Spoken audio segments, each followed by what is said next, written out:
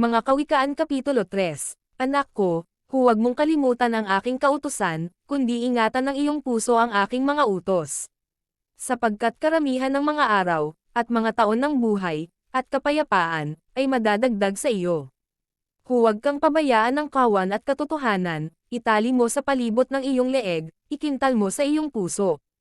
Sa gayo'y makakasumpong ka ng linggap at mabuting kaunawan, sa paningin ng Diyos at ng tao. Tumiwala ka sa Panginoon ng buong puso mo, at huwag kang manalig sa iyong sariling kaunawan. Kilalanin mo siya sa lahat ng iyong mga lakad, at kanyang ituturo ang iyong mga landas. Huwag kang magpakapante sa iyong sariling mga mata, matakot ka sa Panginoon, at humiwalay ka sa kasamaan. Magiging kagalingan sa iyong pusod, at utak sa iyong mga buto.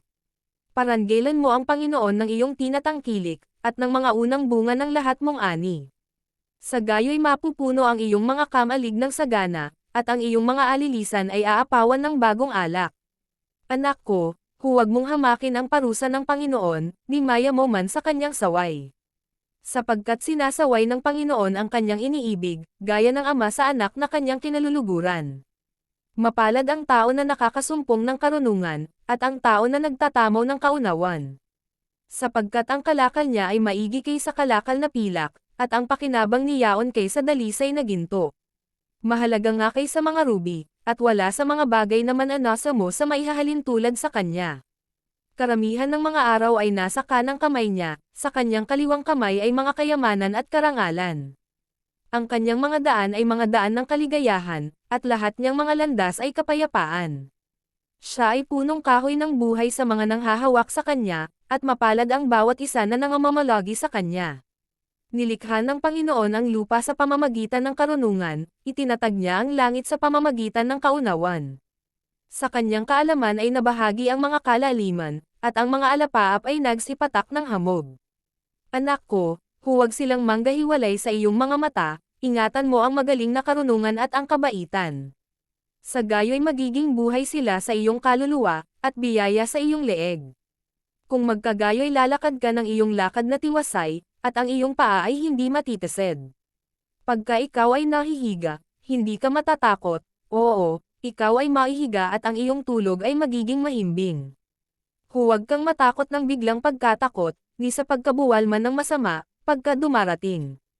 Sapagkat ang Panginoon ay magiging iyong pagtitiwala, at iingatan ang iyong paa sa pagkahuli.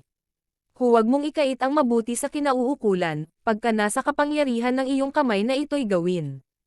Huwag mong sabihin sa iyong kapwa, yumaon ka, at bumalik uli, at bukas ay magbibigay ako, pagka ikaw ay mayroon. Huwag kang kumatha ng kasamaan laban sa iyong kapwa, na palibhas at tumatahang tiwasay sa siping mo. Huwag kang makipag-usapin sa kanino man ng walang kadahilanan, kung hindi siya gumawa ng kasamaan sa iyo. Huwag kang managhili sa taong marahas, at huwag kang pumili ng anuman sa kanyang mga lakad. Sapagkat ang suwail ay kasuklam-suklam sa Panginoon, ngunit ang kanyang payo ay kasama ng matuwid.